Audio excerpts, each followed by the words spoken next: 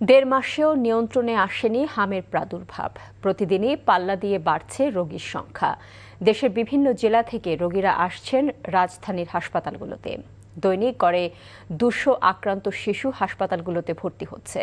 হামের পাশাপাশি অন্য জটিলতা থাকায় মৃত্যুর সংখ্যা কমানো যাচ্ছে না বলে মত চিকিৎসকদের।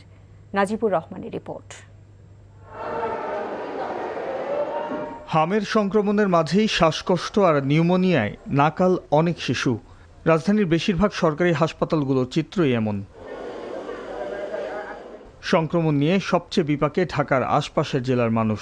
অনেক হাসপাতাল ঘুরে অবশেষে রাজধানীতে মিলছে চিকিৎসা। এতে ভোগান্তি যেমনি বাড়ছে, তেমনি সঠিক সময়ে চিকিৎসা না পাওয়ায় অভিযোগও আছে।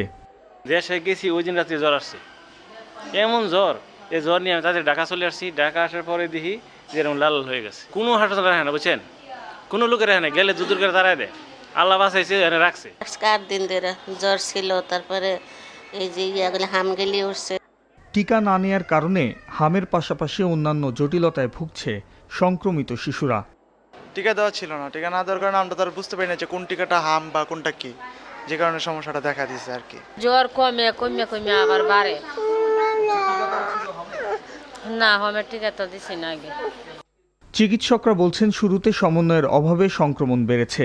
একই সাথে তারা আশাবাদী টিকা কার্যক্রম অব্যাহত রাখলে শিগগিরই সংক্রমণ কমতে পারে।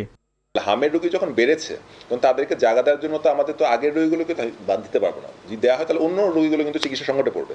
এই জন্য দেখা যাচ্ছে হামের রোগীদের জন্য ওরা আলাদা করে ব্যবস্থা তৈরি করছে। বাট আমাদের হাসপাতালের মতো এত বিপুল সংখ্যক আইসোলেশন সেন্টার মানে অন্য হাসপাতালের ব্যবস্থাটা নেই। হামের চিকিৎসার পাশাপাশি অভিভাবকদের সচেতনতা বাড়ানোর পরামর্শ দিচ্ছেন বিশেষজ্ঞরা। Najibur Rahman, NTV news, Dhaka.